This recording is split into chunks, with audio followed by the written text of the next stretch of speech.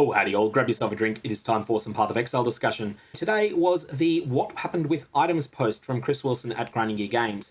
This is a part apology, part explanation for the mess that took place at the start of 3.19.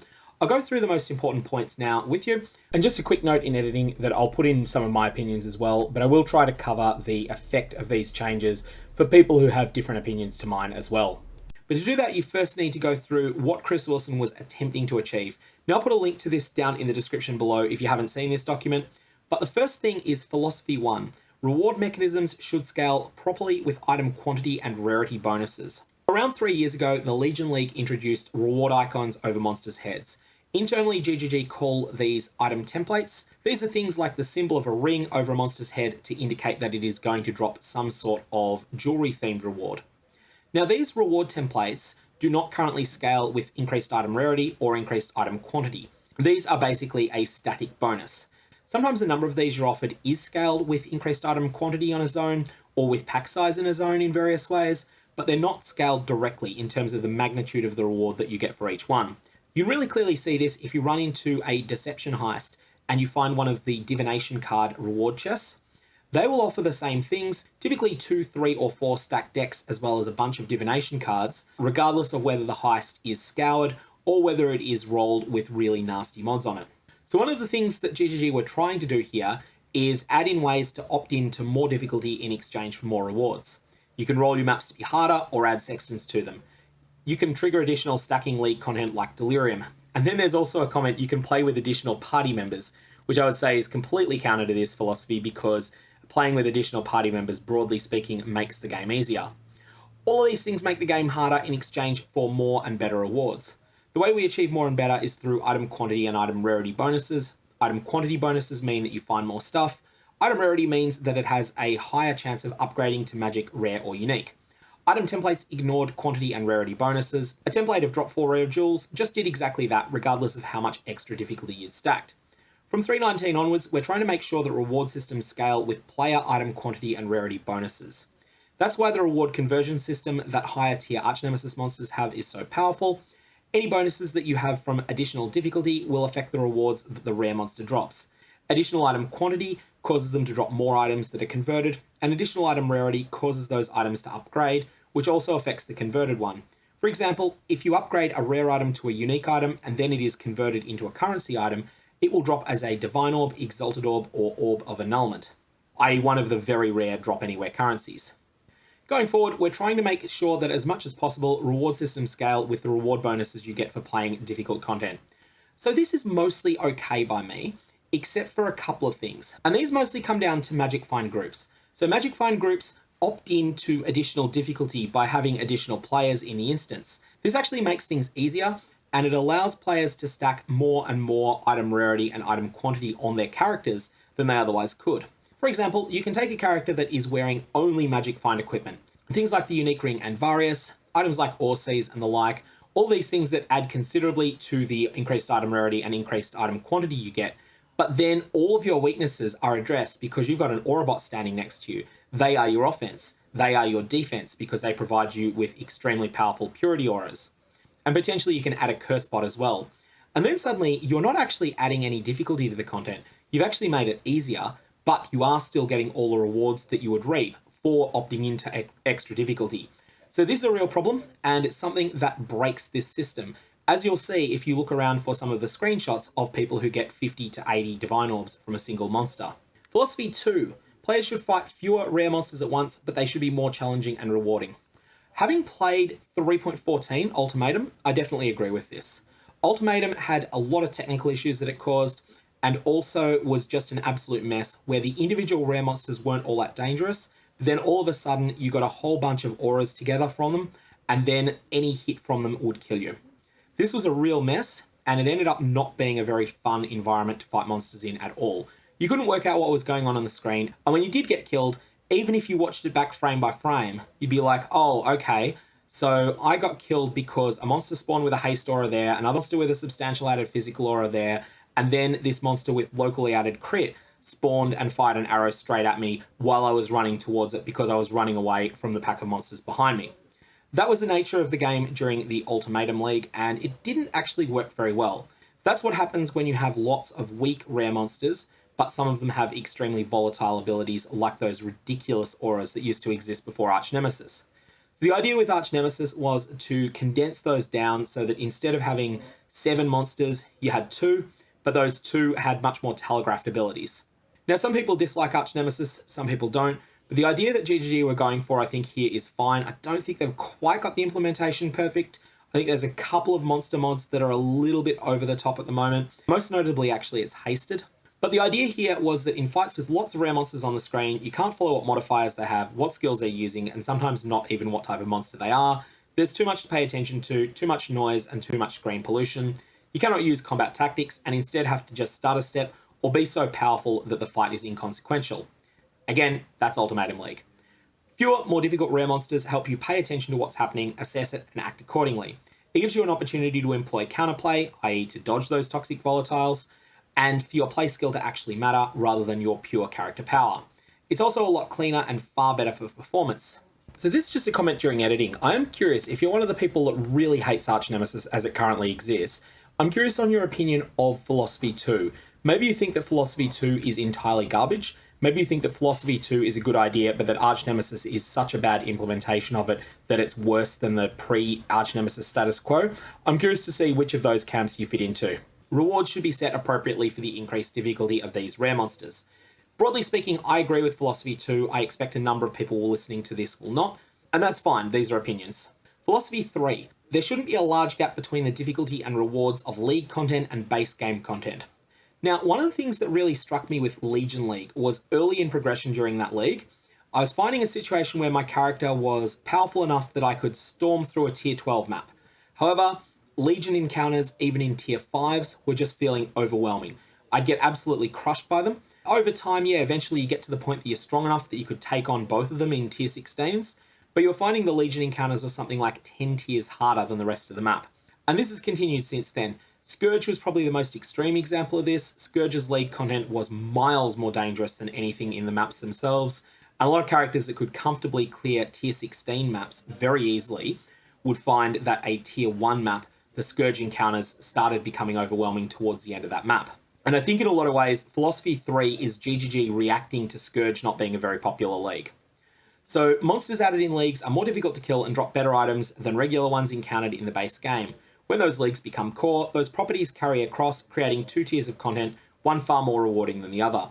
We feel it's good for league content to be harder than the base game and therefore more rewarding, but the difference should be approximately twice as rewarding. If the gap's any larger, then it'd be less efficient to kill regular monsters, and a player should spend all their time focusing on repeating a small subset of content. AKA, run to the breach, ignore everything, run to the breach, open the breach, kill the breach monsters, run to the next breach, don't even bother with the regular monsters, don't bother with the map boss, etc, etc. That's their goal. With these philosophies established, let's have a look at some of the changes we made in 3.19, and then examine what went wrong and what we're doing to address it in the future. So the first thing was the Laker Kalandra balance change, the rare monster normalization. This was in the patch notes and all. This was saying that a lot of league content was spawning way too many rare monsters compared to the rest of the game, in line with Philosophy 2, and general player concerns about being overwhelmed by too many hard Archnemesis monsters in some encounters. We reviewed some league content in PathOfExile, with a goal of making encountering rare monsters pretty consistent. There were 3 changes that needed to happen at the same time. Firstly, the addition of interesting rewards to Archnemesis mods that scale with item rarity and item quantity in accordance with Philosophy 1, and that yield very valuable outcomes if combined in the right combinations to create moments of excitement as valuable rewards drop. Let's talk quickly about this. Various players have different thresholds that make them go, oh wow, when they're playing the game. For me, broadly speaking, it's a drop maybe a little bit less than an apothecary. If I was to get a drop of 1 doctor, that's like, oh cool, neither here nor there. It's not remarkable. If I was to get a drop of 3 doctors, then that would be like, oh wow, that's amazing. For a lot of other players, the bar for these oh wow moments is quite a bit lower. And for a player who's never gotten past, say, level 92, a single Divine Orb may well be their oh wow moment. Now, one of the things that's happened with the Archnemesis mods is that a lot of these smaller oh wow moments of like 1 Divine Orb have been condensed into some massive loot explosions that come up when you get a Lunaris touched, a Solaris touched, or a Shakira touched one of the monsters. So when you get one of these, they drop amazing, staggering amounts of loot.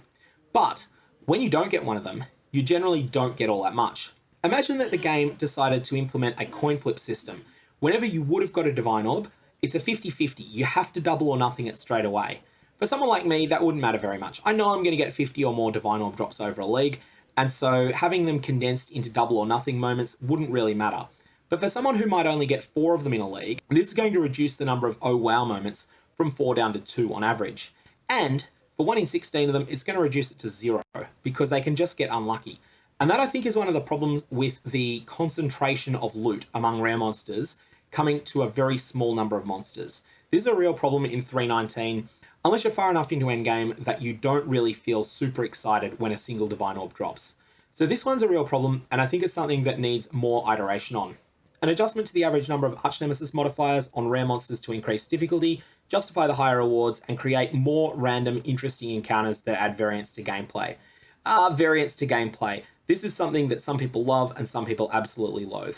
I broadly like variance in gameplay. A lot of people will disagree with this one. A rebalance of Archnemesis modifiers to account for the fact that rare monsters now have multiple modifiers more frequently. This step was not performed until after release feedback came in. It was not deemed necessary at the time and required extensive community feedback before we did it. This was a mistake and we should not have been so stubborn about it. So this was various nerfs that took place to monsters that had super defensive mods and things like that. The next thing that came up was the big one. Like a Kalandra balance change, monster item rarity and quantity normalization. As described above, various valuable Archnemesis modifiers convert drops in a way that directly benefits from rarity and quantity. When we were balancing and testing this, we wondered why certain League monsters were dropping significantly more items than regular monsters. It turned out this was due to item rarity or quantity bonuses that were historically applied to monsters to make Leagues feel rewarding. When combined with the new drop conversion system, these stacked exponentially and created far too many rewards. So for example, if my memory serves me correctly, the old Breach non-magic monsters, so just the normal ones, the scoured monsters if you like, those used to have 400% increased quantity, 400% increased rarity, I think. And so if you were to get one of those and then it was upgraded to rare, that would add more to it. Then if it was Archnemesis, that would add more to it again. And then if it ended up getting one of the Solaris touched on it, it would drop a lot more Divine Orbs than if you got Solaris touched on, say, a Kitava's Herald, despite the fact that Kitava's Herald is a more dangerous mob type than pretty much anything in the Breaches. So that was the problem they were trying to fix, except the fix ended up being a bit of a debacle. In line with Philosophy 3, we rebalanced League monsters so they were about twice as rewarding as regular monsters and didn't have these existing bonuses. To be clear, the bonuses were inconsistent and arbitrary. For example, Yellow Beasts dropped more items than Red Beasts. Incursion monsters didn't have any increased quantity, just increased rarity, but Harvest monsters had both. This change was not mentioned in the patch notes. And then there's a number of comments about Beyond. Beyond was pretty clearly intended to be nerfed, and one of the things that Chris Wilson mentions here is that it was theoretically possible to spawn 15,000 unique items in a single map, and Beyond was a huge part of that. Beyond was beyond broken for map juicing, sometimes spawning over 200 unique monsters in a map. The new version is more reasonable, i.e. substantially nerfed, allowing up to 1 unique Beyond boss per map, which is a huge giant nerf. But it was intentional, and we mentioned in the live stream where it was reworked with more details in the patch notes.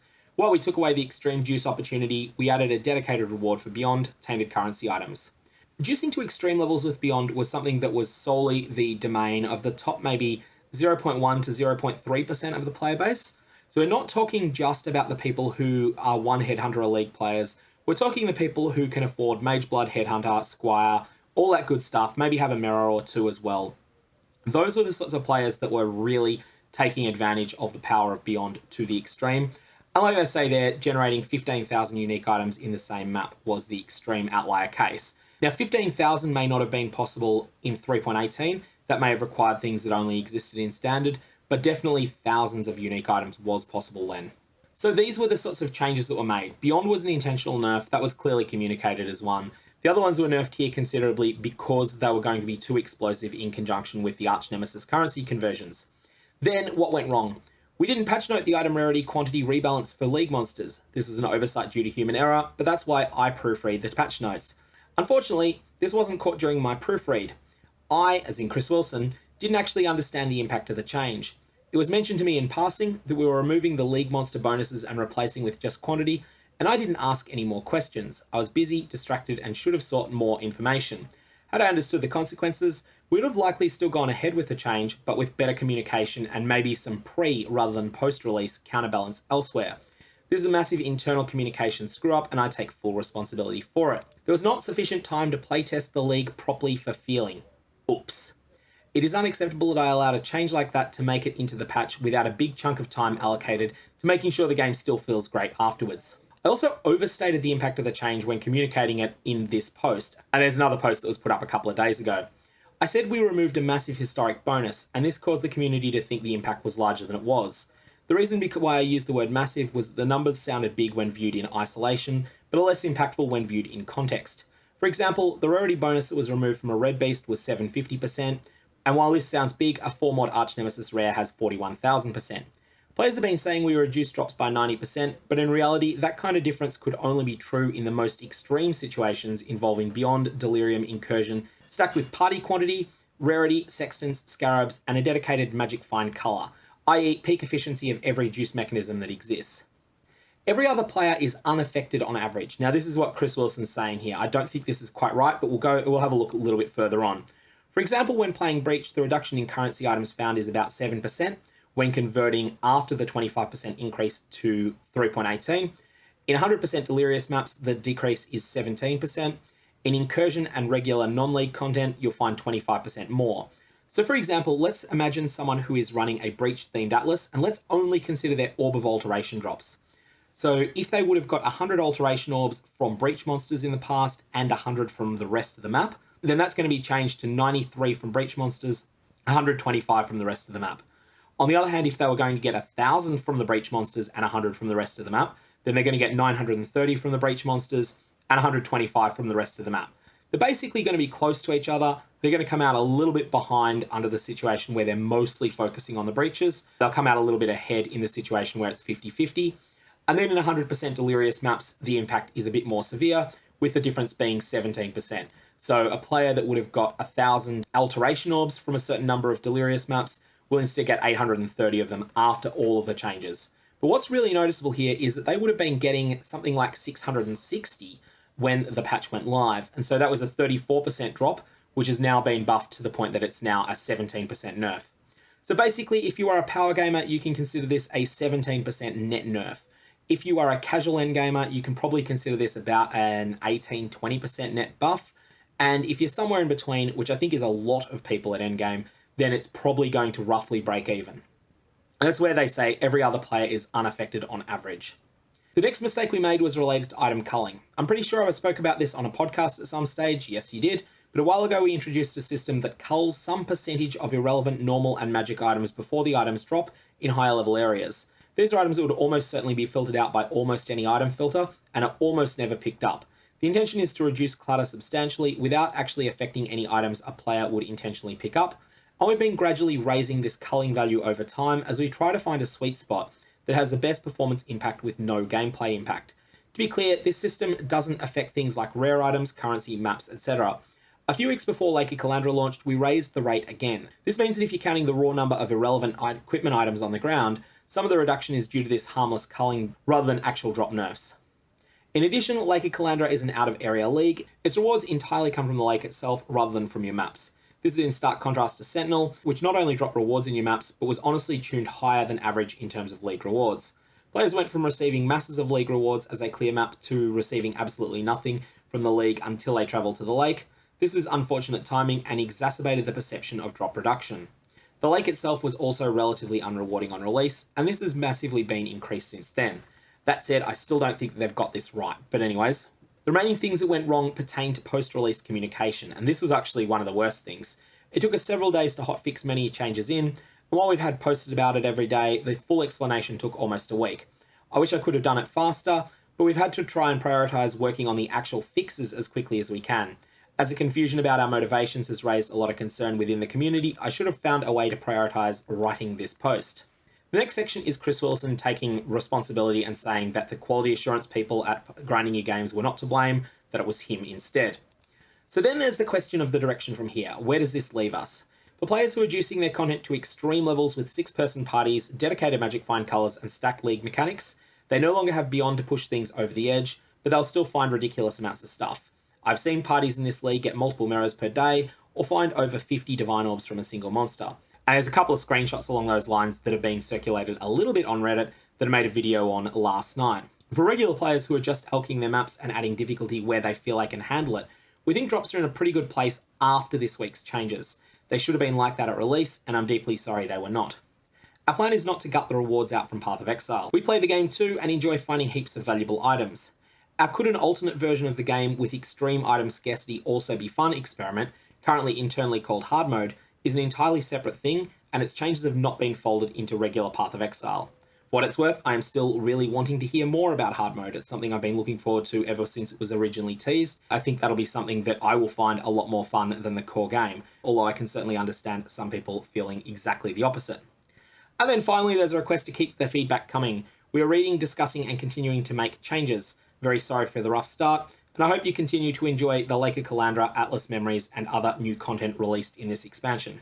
So overall, that's the responses. I think there'll be a lot of different responses to this. There'll be people who think that this solves a lot of the problems. There'll be people who think it doesn't. There'll be people who will continue to play the league because they're still having fun. There'll be people who will take a break from this league because they don't like where things are going. There'll be people who continue to play the league but still wish that it was last league. And there'll be people who will just completely lose trust in Path of Exile entirely over this. I don't think that this is a franchise-tainting moment like Diablo Immortal was. Diablo Immortal has just sullied the name Diablo forever for me. And to be honest, even if you completely distrust this apology and think of it as written in bad faith, even then I don't think that would be anything close to what's been done to the Diablo name in the last year. But I can certainly understand if some people decide that this is the end for them. That said, I think that most of the direction that Grinding Gear Games is going at the moment is fairly good. It's not necessarily perfect, but I do think that reducing some of the extreme outlier juicing cases is a positive for the game. That said, the combination of magic find colors and party-based item quantity is in a completely ridiculous state, and the Archnemesis conversion system has actually made that worse, and I think that that is something that is a real problem that GGG should address. One thing I think GGG should do is take a look at some metrics of the number of raw Chaos Orbs that are dropping. I'm choosing Chaos Orbs here because they're common enough that variance smooths out pretty quickly. And take a look at the number of Chaos Orbs per hour of play that people are getting at various tiers of progression and get a sense as to exactly where they're going overall. Is it the case that typical endgame players are seeing the less than they've dropped in the past, but extreme juicers are seeing more? Is it the other way around? I broadly think that the best state for the game would be if extreme juicing was generally giving about 6 times the rewards of what you might term more casual endgame play. I think at the moment it's closer to 100 or 200 times, and I think that's a problem. I think that the nerfing of Beyond in particular was a good way of addressing that. Then all of these changes have a bunch of flow-on effects. For example, are Apothecary Divination cards dropping more or less frequently than they did last patch? It wouldn't surprise me if the net changes here are a considerable nerf to the drop rates of divination cards, because where currency was given a 25% compensatory boost, that doesn't seem to have been done for divination cards, and that's something that's going to have a big impact on the game as well. I'm going to leave it there. May your Val Orbs have interesting results, and I will see you around.